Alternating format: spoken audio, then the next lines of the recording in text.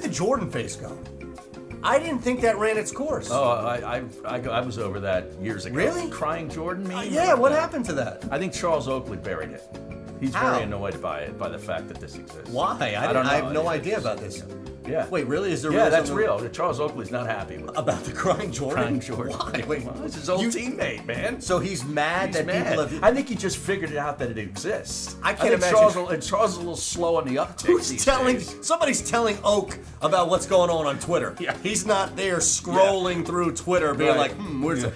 But that was great. It was like the Geico campaign. There was nothing wrong with that. It didn't run its course, in my opinion, at least. Geico campaign. Well, think about that. Geico continues to reinvent itself. Geico. Wait, we're talking about Geico? Yeah. The insurance company? Yeah. With the lizard? Yeah, they are. No, that's my point. They're not even doing the The lizard. lizard's still around. No, he The isn't.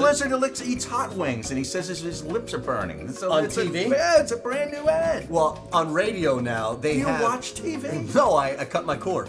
On radio, they have the interview with inanimate objects. Oh. So it's why did the car blow up? Let's interview the TV tray. My point is that from the cavemen to the lizard to all these other things, they continue to reinvent themselves. And that's exactly where I was going with the initial point. Oh, okay. I don't even know what the initial point was, but that's sort of the purpose of this whole stupid show. Yes. is to be derailed into not even remembering what the topic was. I thought that if I brought it back and I said the initial point, Geico. you would remember and no. be like, oh yeah, that's right. No, I didn't. That's right. You lost me.